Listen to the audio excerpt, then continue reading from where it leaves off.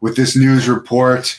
So I'll bring you some more updates on the suicide of Hana Kimura. I heard through the Wrestling Observer Radio, she had posted photos of her cutting herself on Twitter around 4:30 a.m. Japanese time. And by the time the police arrived to check on her, she was already dead. She was a second-generation star. She had her first match when she was only 7 years old. She had been on this Terrace House reality show since September. There was an incident on the show where one of her housemates washed her ring gear that she had worn for a match in the Tokyo Dome that caused her to snap on this housemate. And I guess this led to her getting a lot of negative social media feedback. She stated about 100 comments a day, negative comments telling her to drop dead and so forth. In the tweet that she posted that was in Japanese before she passed away, she said something along the lines of she is weak, she is sorry, and she doesn't want to be alive anymore. So very unfortunate situation. Obviously, there was some other mental health issues there to make her go over the line, because obviously any type of celebrity these days or even social media star is going to get a lot of negative feedback. It's something that's never going to go away.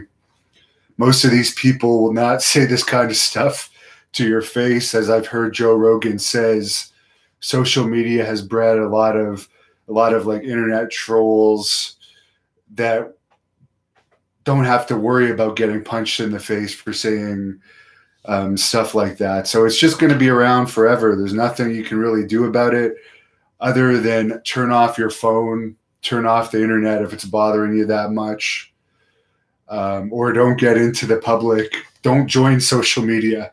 That's a good way of stopping social media bullying if you can't handle the backlash. Sunny made a bit of a controversial statement today. She's, of course, been out of jail the past month or so. Sunny, aka Tammy Sitch, stated, quote, "For the record, I've probably been bullied and hated on by more assholes than anyone in my business on social media. I've been called some of the most horrific names and words out there. Not once did I ever think of killing myself over it. I would never give them that much power. What do I do instead? Thrive and make even more money and make them eat their words. Haters give me power." So there's a quote from Sunny, WWE Hall of Famer Tammy Sitch, who has had a very tumultuous life. And I actually agree with her that she's probably been hated on more than any wrestler in the history of the wrestling business. And a lot of it's certainly well-deserved from the hundreds. I think I've done shoot interviews with about 200 wrestlers now. And I think I have a good idea of who's a good and bad person in this world. She's definitely on the bad side, but I agree with her statement there. Don't give those people the power. It's funny. I did something similar yesterday in my news update. I was talking about this, and literally that same night, yesterday night, I got one hateful message from somebody telling me I deserve everything I get because I called Chris Benoit a monster. And I got another stupid one saying that it's so funny. I was saying in my news update yesterday that the Terry Funk thing was a work. And this guy wrote me a message, sent it to the greatnorthwrestling@gmail.com email address, saying that why all the points on why he believes that Terry Funk incident was real. And I'm trying to work all of you guys saying that was fake. So hate's out there. I love it. I don't care if people hate me. And I got some nice tips. I also have some people that are very generous. Ed from Queens tipped me $20 Thank you very much, Ed from Queens. Road Warrior Animal confirmed with me today. He's going to do a shoot interview with me next week. I'm hoping I can finally nail down that Ricky Morton shoot interview next week, too. He's very busy. He's still keeping really busy. And Dan Severin told me to check in with him Wednesday about doing something later the week or on the weekend. So hopefully I'll get 2 or 3 shoot interviews next week. Thanks again, Ed from Queens, for the $20 tip. And MRF tipped me $9.99. He says the Lady Yasmin matches are great. Definitely better than the current wrestling going on now. And I'm sure he's referring to, I put out a compilation video of all 17 Great North Wrestling matches that Lady Yasmin had for our company. She's the longest reigning Great North Wrestling Women's Champion of Canada in history. Lufisto is our current champion now.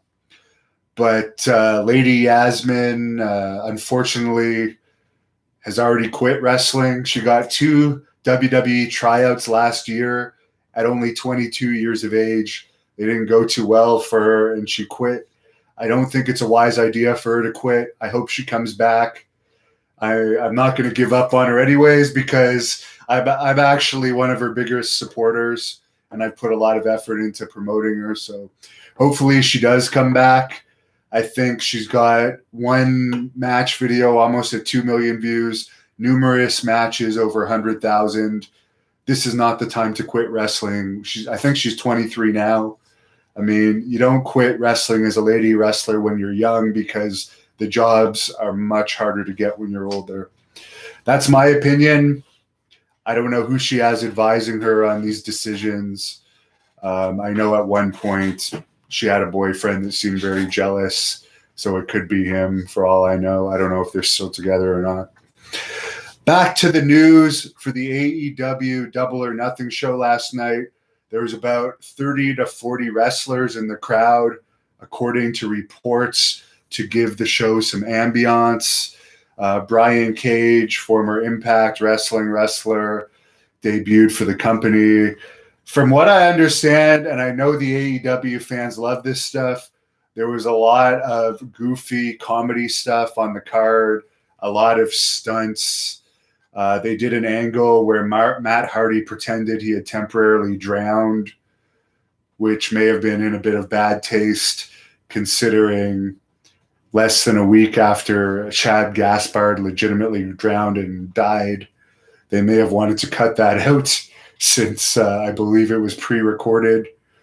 But yeah, I'm not a fan of goofy comedy wrestling. I saw the picture of Mike Tyson literally yawning on camera while watching the Cody Rhodes match. Of course, Cody Rhodes is one of the 4 executive wrestlers in the company. He, of course, won the TNT title that was presented to him by Tyson. I guess Tyson managed to stay awake until the end of the match and award Cody with the title. So I know the AEW fans, they like that type of stuff. I'm not a fan of the comedy stuff and the goofy stuff, but that's what wrestling has become. That's why I'm moving into covering MMA, boxing, UFO stuff, other stuff, because I am totally not a fan of the current products. I think MLW has the best product out there of any of the so-called major companies. I just got a $10 tip from Steven Curtis, and he said he heard Steve Austin talking about how much he liked my match with Al Snow. He watched my match with Al Snow yesterday. He says it was awesome. Thanks for the great work. You're welcome. And yes, Steve Austin, I was shocked. The day that he talked about that match and put me over on his podcast, I got so many messages. I was so shocked to understand that he even knew who I was. Since then, I've talked to him on the phone. I've become friends with one of his daughters. I have communicated with him on social media, and he has brought me up also in his Tom Pritchard interview. because he mentioned in that he watched my first Tom Pritchard shoot interview to get some background information. And coincidentally, this week I did a second Tom Pritchard shoot interview that's getting a lot of good feedback. And he also plugged me during his Duke the Dumpster Drosy interview, because I'm the one that hooked Austin and Drosy up, and I like both of those guys. And I just mentioned MLW, Alex Hammerstone, who also wrestles for PCW Ultra. I've done some interviews with him. He has re-signed with MLW. I think personally he's a great talent, and I like to see guys like the Almighty Sheik from MLW. I posted a full Skype interview with him lately. They have Jacob Fatu. They have the Hannibal TV heavyweight champion, Davey Boy Smith Jr. They have Selena De La Renta, who I've interviewed recently on here. Lots of good talent in MLW. He hates all the kicking in modern wrestling. I hate all the leg slapping in modern wrestling. I've said it before. I'll say it again. I hate this. Everybody knows the trick. When Shawn Michaels did it, it was still kind of a mystery. But now everybody does the stupid leg slapping. It's absolute crap. I like actual, real physical contact. So, and for the guy, John Stone, asking me my honest opinion of the Stadium Stampede match, I only saw the highlights. It was 40 minutes. I don't want to have the time to watch that. I got better things to do with my life. So have a good night, everyone. Thanks for all your questions. I'll keep subscribe to this channel for sure. I also have a personal channel, DEVONNICHOLSON. That's my second channel. We are on Instagram and Twitter at The Hannibal TV. And we do have a podcast. If you look in the description of this video, I put out all my full shoot interviews in podcast form.